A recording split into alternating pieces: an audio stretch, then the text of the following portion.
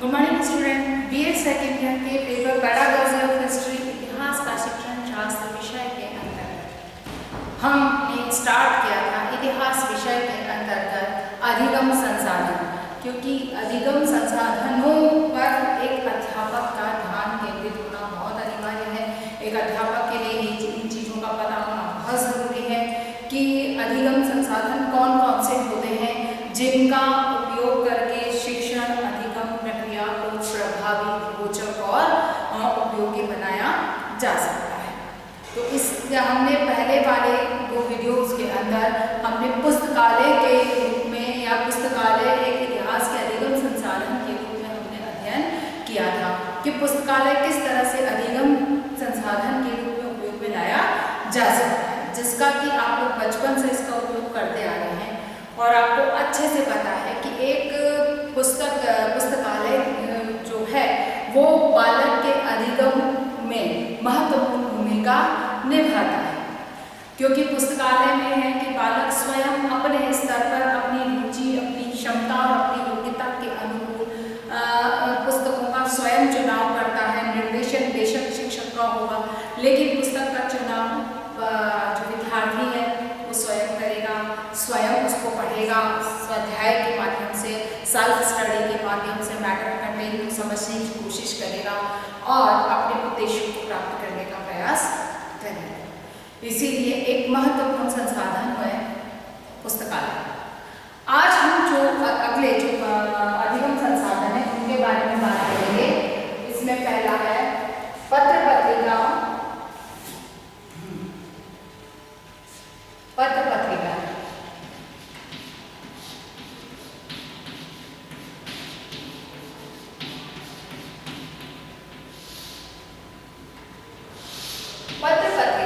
ठीक है ना। तो पत्र पत्रिकाएं जो है वो निश्चित है कि एक महत्वपूर्ण अधिगम संसाधन है। कैसे? क्योंकि बहुत सारी जानकारियां, बहुत सारी सूचनाएं ऐसी होती हैं जिनको कि बालक जितना कहना चाहिए कि विद्यालय परिवेश में, विद्यालय के वातावरण में, विद्यालय पाठ्य पुस्तकों में, विद्यालय प्रक्रिया के दौरान जितनी अर्जित करता है उससे अतिरिक्त जब उसे सूचनाओं की आवश्यकता होती है, जानकारी की आवश्यकता होती है, तो निश्चित है कि वह दूसरे सोर्सेस के पास जाता है, दूसरे संसाधनों में उन चीज़ों को खोजने का प्रयास करता है। और इसमें पत्र पत्रिकाएं महत्वपूर्ण भूमिका निभाती हैं। पत्र पत्रिकाओं पर अगर हम सामान्य सी बात करते हैं तो पत्र पत्रिकाओं के अंतर्गत ये कहा जाए कि इसमें सब सूचना समाचार होते हैं, लेख होते हैं, है ना, महत्वपूर्ण सूचनाएं होती हैं, ठीक है। फिर इसके अंदर मनोरंजन के कॉलम होते हैं, सामान्य ज्ञान होता है,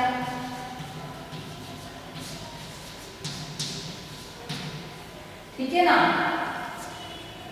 समाचार को एक तरह से पत्र पत्रिकाओं के अंतर्गत समाचार पत्र कॉलम में ये महत्वपूर्ण कम होता है, क्योंकि इसके अंदर समाचार से संबंधित जो वही समाचार होते हैं जो जिस विषय या जिस संस्था या जिस उद्देश्य को लेकर पत्रिका का या उस प्रकार प्रकाशन किया गया है।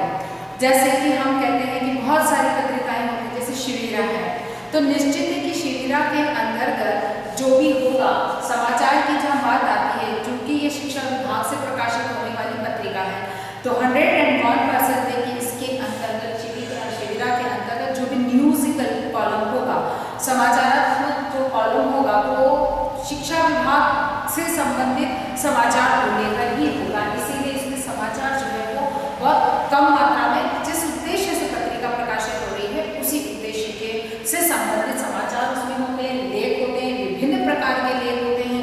अगर आप शिविरा को एक उदाहरण के रूप में यहाँ सामने रखते हैं तो उसमें महापुरुषों के लेख होते हैं, किसी वर्तमान किसी प्रभावी शख्सियत के लेख से संबंधित लेख होते हैं, कोई नवीन अनुसंधान होता है उससे संबंधित लेख होते हैं, या किसी शिक्षक के विचारों से संबंधित विचारों को वहाँ पर लिखा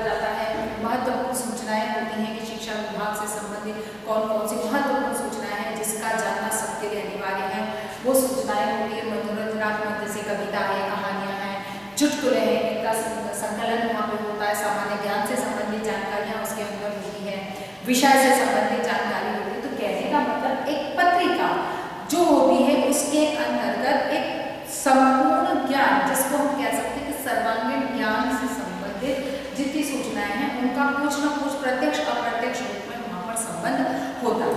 तो बालक के अधिगम में जब उपयोगिता की बात आती है तो निश्चित है कि जब उनमें सभी प्रकार की सूचनाएं होती हैं तो बालक के विकास में या ये कहा जाए कि अधिगम को सरल सुगम बनाने में ये अपनी महत्वपूर्ण भूमिका निभाती है। अब बात यहाँ आती है कि पत्र पत्रिकाओं का उपयोग किस तरह से अधिगम संसाधन के रूप में का उपयोग किया जा सकता है, ठीक है ना। तो सबसे पहला है इसमें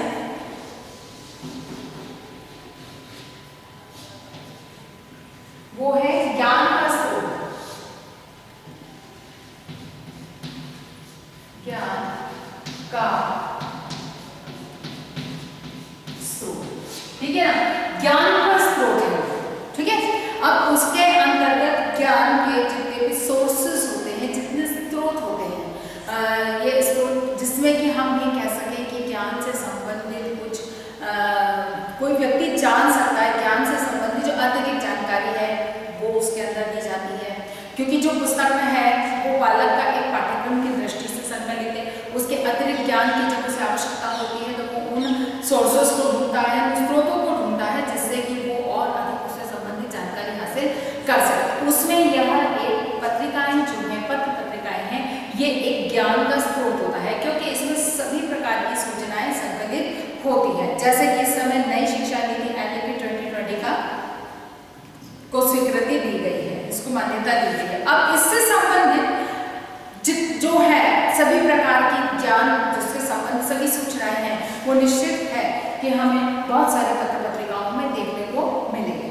तो इसका मतलब हमें उससे संबंधित जो जानकारी चाहिए या यूँ कहा जाए उससे संबंधित ज्ञान जो हमें हासिल करना है तो निश्चित है कि हम इन पत्र पत्रिकाओं के माध्यम से आसानी से समझ सकते हैं या संकलित कर सकते हैं, इसीलिए ये ज्ञान का स्रोत होती है। अगली चीज जो है इसके अंतर्गत वो आती है नवीन शिक्षण नीतियों का ज्ञान। नवीन शिक्षण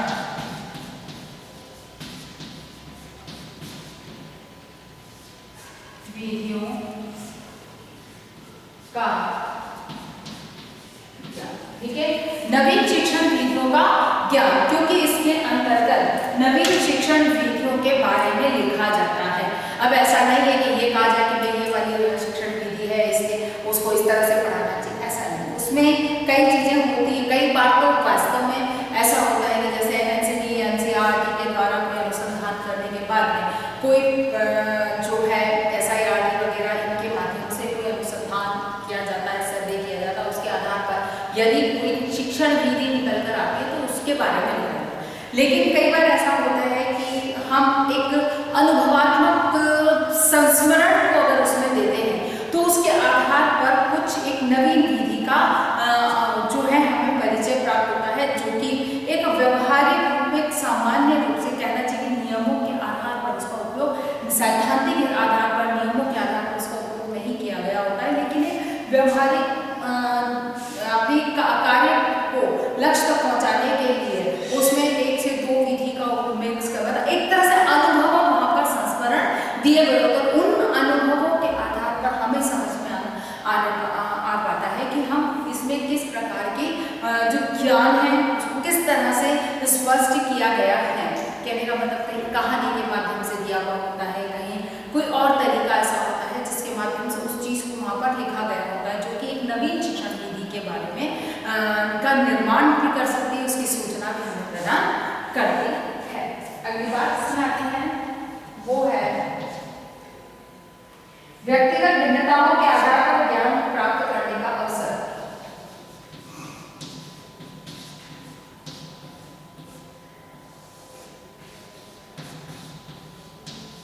व्यक्तिगत भिन्नताओं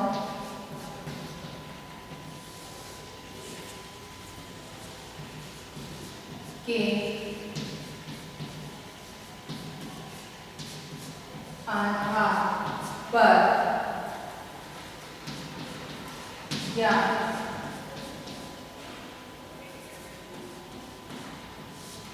ज्ञान प्राप्त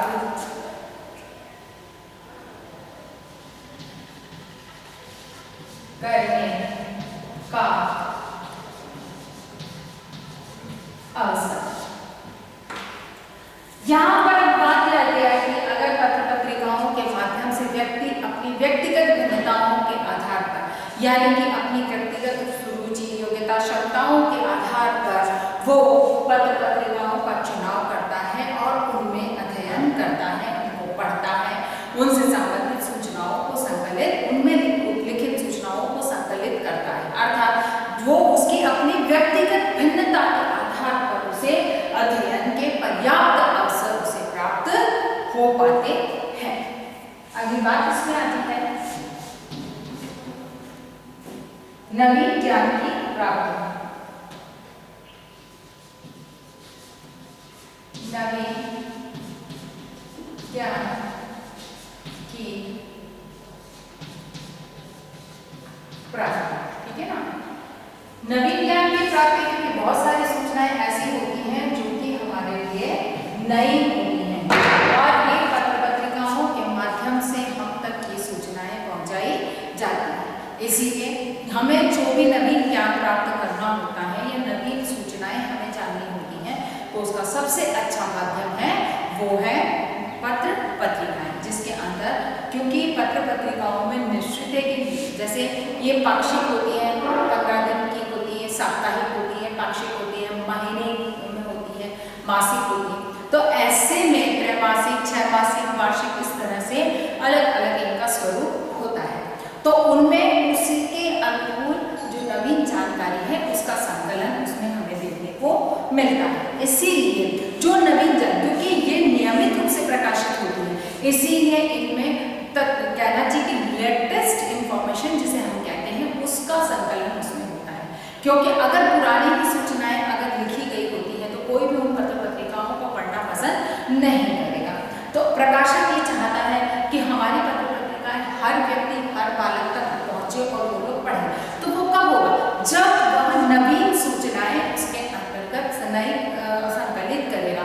अगर पुरानी ही न्यूज़ अगर कोई दी जाती है तो हम उस पत्र को न्यूज़पेपर को या हम पत्रिका को नहीं पढ़ते कि ये तो पढ़ चुके हैं, इसको पढ़ने की हमें ज़रूरत नहीं है, या फिर हम उसको क्योंकि उसमें हमें रुचि नहीं आती। लेकिन कोई नई इंफॉर्मेशन होती है तो हर किसी को इंटरेस्ट होता है कि हाँ इससे संबंधित जो जानकारी है वो हम पत्रिका में दी गई है, तो हर कोई उसे पढ़ने की कोशिश करता है। इसीलिए जो ये पत्र पत्रिकाएं हैं इनके अंतर्गत इनमें हमें नवीन सूचनाएं नवीन जानकारियां प्राप्त होती हैं। अगली बात इसके अंतर्गत आती है वह है विद्यार्थियों को उचित अध्ययन में सहायता।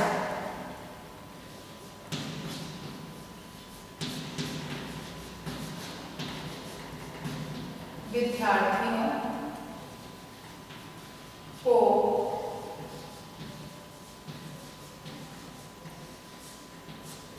अध्ययन में सहायता, ठीक है ना। विद्यार्थियों को अध्ययन में सहायता निश्चित है कि अगर बालक को कुछ नई जानकारी चाहिए होती है, कुछ नया उसे जानना होता है, या यूँ कहा जाए कि किसी विषय से संबंधित कोई सूचना उसे एकत्रित करनी होती है तो पत्र पत्रिकाएं ऐसी होती हैं जैसे कि आगे कहा जाए हमने कहा कि विद्यालय में अमुक टॉपिक के ऊपर एक निबंध प्रतियोगिता या वाद विवाद प्रतियोगिता रखी गई है, तो बालक क्या करता है? निश्चित है कि वो पत्र पत्रिकाओं को ही ढूंढता है, पुस्तकों को वो बहुत बाद में ढूंढता है, अपने पाठ्य पुस्तकों के अंतर्गत बहुत बाद में जाता है, लाइब्रेरी में जाएगा और सीधा पत्र पत्रिकाओं को ही खोजेगा क्योंकि उसमें उसे लेटेस्ट नई जानकारी प्राप्त होती है। इसीलिए ऐसे में उसके अध्ययन में क्योंकि वो बालक उस चीज़ को भले ही चाहे उस कॉम्पिटिशन के पॉइंट ऑफ व्यू से पढ़ रहा लेकिन उसको अध्ययन में महत्वपूर्ण भूमिका निभाता है या महत्वपूर्ण सहायता प्रदान करता है। क्योंकि यहाँ पर एक तरह से बहुत सारे इसके पक्ष होते हैं कि विषयगत सूचनाएं उसको वहाँ पे प्राप्त हो जाती हैं, पढ़ते पढ़ते जब बालक थक जाता है तो उसको कुछ समय के लिए मनोरंजन की आवश्यकता होती है, वो बाहर मित्रों के साथ नहीं जाना चाहता, तो ये पत्र पत्रिकाएं उसके मनोरंजन का एक महत्वपूर्ण साधन की भूमिका निभाती है। तो कहने का मतलब कि उसका मूड फ्रेश हो जाता है, वो दोबारा जब पढ़ने बैठता है तो उसका बहुत दुगने मन से वो उस चीज़ को वापस कंसंट्रेट कर पाता है। ये तो एक मनोरंजनात्मक पहलू, लेकिन जब ज्ञान की बात आती है तो ये पत्र पत्रिकाएं बहुत सारे ऐसे लेख होते हैं या बहुत सारी ऐसी सूचनाएं होती हैं जो कि बालक के विषय से संबंधित होती हैं और उनको पढ़ के और बालक अपने ज्ञान में वृद्धि कर सकता है। या यूँ भी कह सकते हैं कि इन पत्रिकाओं के माध्यम से बालक के अनुभवों में वृद्धि होती है, जो अनुभवों का जो संकुल निर्मित होता है उसमें वृद्धि होती है। अगली बात इसमें आती है वह है अवकाश का सदुपयोग।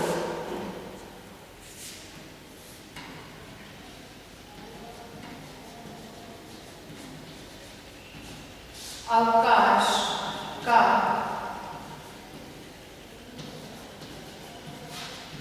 सदुपयोग, ठीक है ना।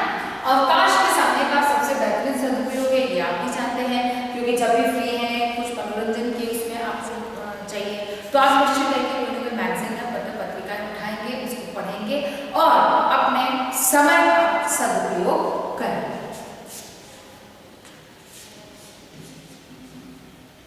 और नेक्स्ट आ जाता है वैज्ञानिक दृष्टिकोण और प्रेरणा।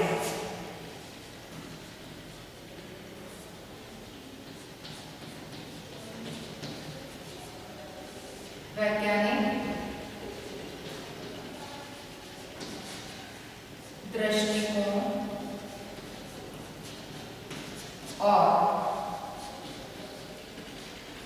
प्रेरणा, ठीक है। किसी भी व्यक्ति को प्रेरणा प्रदान करने के लिए पत्र पत्रिकाओं में बहुत सारे ऐसे जैसे महापुरुष प्रभावी व्यक्तित्व के लोगों के जीवन से संबंधित, जैसे ये APJ अब्दुल कलाम है जो कि एक बालकों के लिए बहुत बड़ी प्रेरणा है, तो उनके लेख, उनके संस्मरण, उनके विचारों को पत्र पत्रिकाओं में स्थान दिया जाता है जिनको पढ़कर बालक प्रेरणा प्राप्त कर सकते हैं। जैसे महात्मा गांधी है, झांसी की रानी है, सुभाष चंद्र बोस है, इनकी जो क्रियाकलाप है, उनके कार्य है, उनकी योगदान है, इनके बारे में जब हम पढ़ते हैं तो बच्चे को एक व्यक्ति में बच्चे के अंदर उसी तरह के भावों का विकास होता है जो उसको एक प्रेरणा का कार्य करते हैं, किसी कार्य को करने के लिए प्रेरित करने का कार्य करते हैं। और दूसरी बात है इसमें वैज्ञानिक दृष्टिकोण, क्योंकि हर चीज को जांच परख तोल कर ही उनके अंदर लिखा जाता है, क्रमबद्ध रूप से जांचा परखा हुआ होता है, पर्याप्त स्रोतों के आधार पर उनको वहां पर लिखा जाता है, क्योंकि ये पत्र पत्रिकाएं जो होती हैं वो सार्वजनिक होती हैं, हर व्यक्ति इसे पढ़ता है। तो ऐसे में किसी भी प्रकार की भ्रम उत्पन्न करने वाली या असत्य सूचनाएं अगर उसमें छपती हैं तो वे पत्र पत्रिकाएं जो होती हैं वो हर व्यक्ति उनको ऐसी जो पत्र पत्रिकाओं को कोई भी पढ़ना पसंद नहीं करता है। या यूँ कहा जाए कि ये ऐसे पत्र पत्रिकाएं जो होती हैं वो हमारे विकास को अवरुद्ध करती हैं और ऐसे अवरोध को हम हमेशा दूर रखना पसंद करते हैं।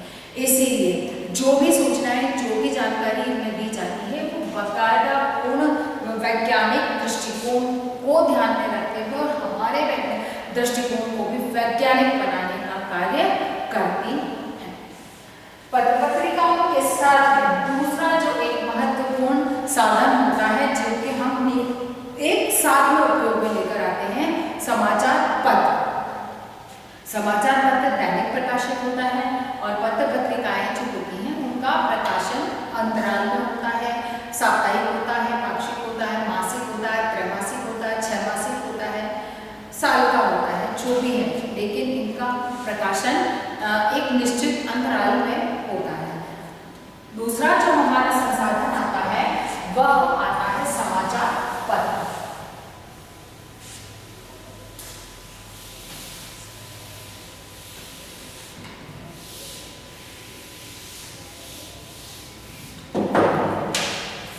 नेक्स्ट जो हमारा आता है वो आता है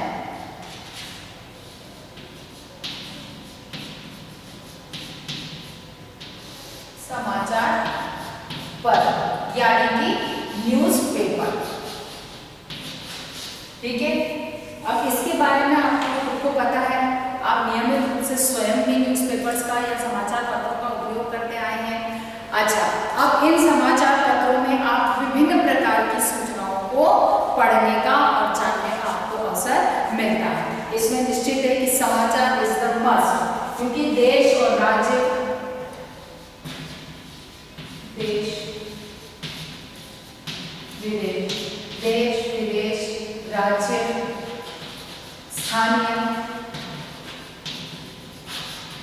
सभी क्षेत्रों के समाचार में संकलित होते हैं। क्यों? कि हर व्यक्ति अपनी दैनिक जो है दैनिक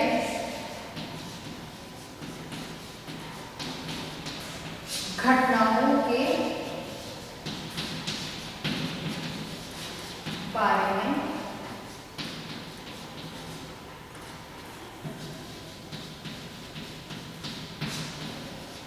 ठीक है ना, यानी कि जो समाचार पत्र हैं इनमें इनके माध्यम से हम दैनिक घटनाओं के बारे में जानना चाहते हैं कि नित्य में जैसे कि इस समय है तो हम समाचार पत्र को अगर उठाते हैं तो सीधा हम ये देखते हैं कि क्या वैक्सीन आई या उससे संबंधित कोई सूचना है या हमने कि वे कितना हमारे उसमें कितने ठीक होने वालों का जो है रेशो कितना बढ़ रहा है, कितने लोग सही हो के आ रहे हैं। तो यानी कहने का मतलब हम हर डेली की अपडेट चाहते हैं और ये डेली की अपडेट हमें कौन देगा?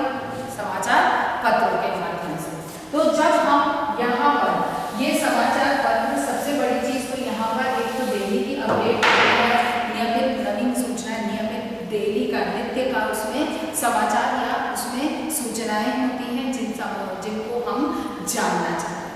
अब इनमें बहुत सारे ऐसे पक्ष होते हैं जो बालक के अधिगम में महत्वपूर्ण सहायक होते हैं, क्योंकि अमूमन जो पत्र पत्रिकाएं या समाचार पत्र होते हैं वो हमें दैनिक समाचारों से अवगत कराने का महत्वपूर्ण स्रोत है। लेकिन इन्हीं दैनिक समाचारों के साथ ही हमको अधिगम में भी यह महत्वपूर्ण भूमिका या योगदान प्रदान करते हैं। तो उनका हम देखें तो किस तरह से उनका योगदान हमारे जिसमें रहता है, तो स्वाध्याय का विकास,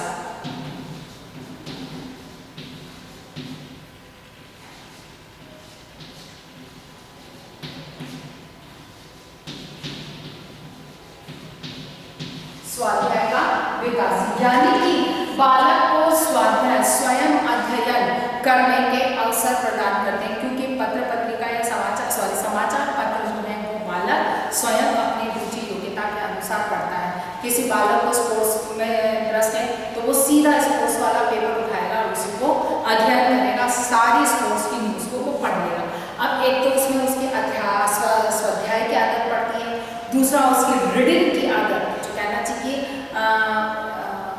वाचन क्षमता का विकास होता है, नवीन शब्दों से परिचय प्राप्त होता है, पर्यायवाची शब्दों का इसके पास संकलन होता है या भाषात्मक कौशल का उसको पढ़कर और उसको विकास होता है। अब यहाँ पर जिसको स्पोर्ट्स में इंटरेस्ट है बालक स्पोर्ट्स का पढ़ेगा, जिसको संपादकीय में इंटरेस्ट होगा वो उसको पढ़ेगा, जिसको दैनिक समाचारों से इंटरेस्ट होगा वो उनको पढ़ेगा, जिनको स्थानीय समाचारों में ज़्यादा इंटरेस्ट होगा वो उसको पढ़ेगा। कहने का मतलब यहाँ पर व्यक्ति अपनी रुचि योग्यता क्षमता अपनी इच्छा के अनुसार उसका समाचार पत्र को उठाता है, पढ़ता है और ऐसे में उसमें स्वाध्याय की आदत या क्षमता का विकास होता है। अगली बात इसमें वो है भाषाई विकास।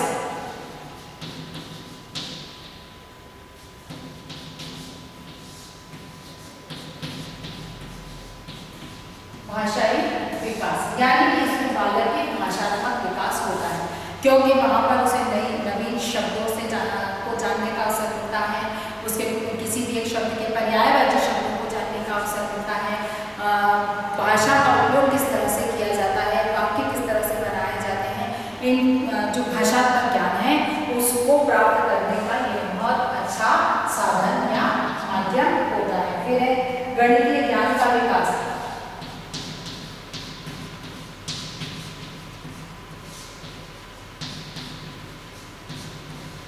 गणितीय ज्ञान का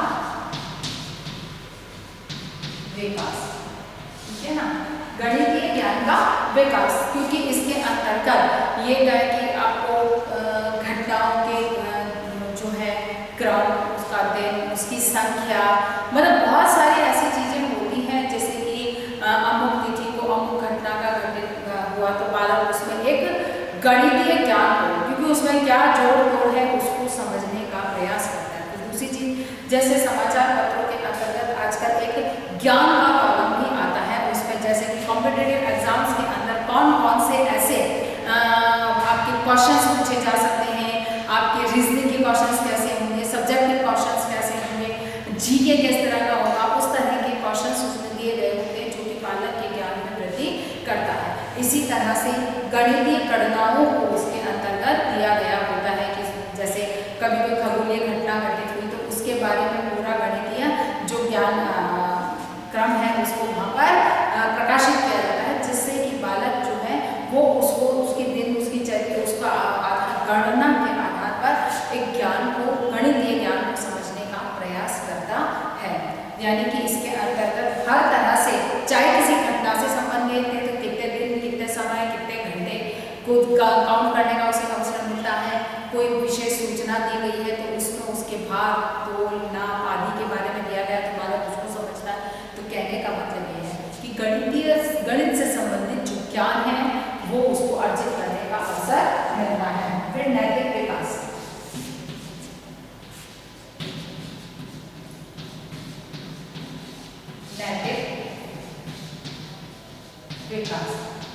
ठीक है ना।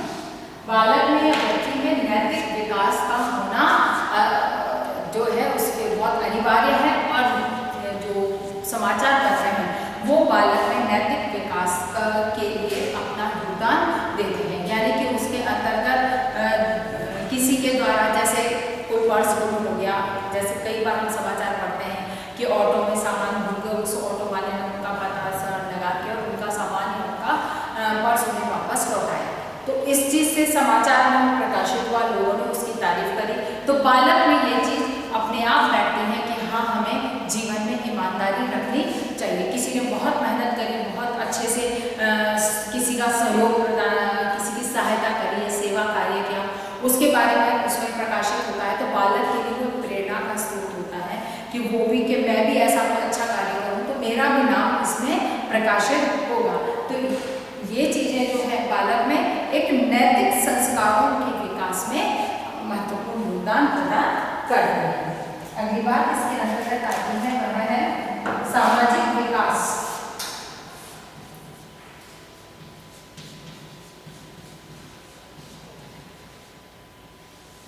सामाजिक विकास, ठीक है ना। व्यक्ति का बालक का सामाजिक विकास इसके माध्यम से होता है, क्योंकि कौन से समाज में क्या घटना घटित हुई, किस तरह से हुआ, उसके बारे में जानने का अवसर मिलता है। और अंतिम बात जो आती है इसमें पर्यावरणीय ज्ञान,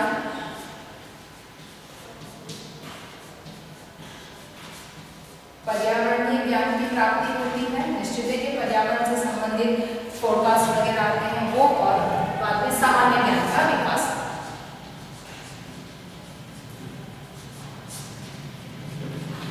सामान्य ज्ञान की प्राप्ति होती है। निश्चित है कि हमारे कितने भी कॉम्पिटेटिव एग्जाम में जीके आता है, करंट अफेयर आते हैं, वो हमें समाचार पत्रों से ही जानने का अवसर मिलता है। तो आज हमने पत्र पत्रिकाएं और समाचार पत्रों के बारे में अध्ययन किया कि एक बालक के अधिगम में या अधिगम संसाधन के रूप में किस तरह से अपनी भूमिका निभाते हैं। तो आपको इसी के आधार पर ये प्रश्न करना है।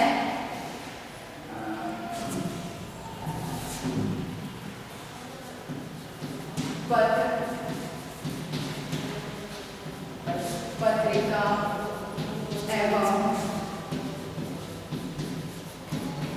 समाचार पत्र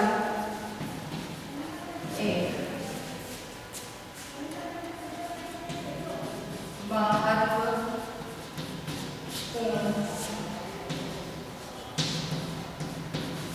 अधिगम संसाधन है। कैसे समझाते, ठीक है। पत्र पत्रिका एवं समाचार पत्र एक महत्वपूर्ण अधिगम संसाधन है, कैसे समझाइए।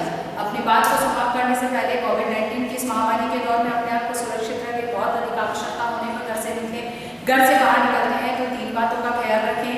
मुंह पर मास्क लगा के निकलें, सोशल डिस्टेंसिंग का पालन करें, अपने हाथों को समय समय पर धोते रहें और सैनिटाइज करते रहें। स्वस्थ रहें, सुरक्षित रहें।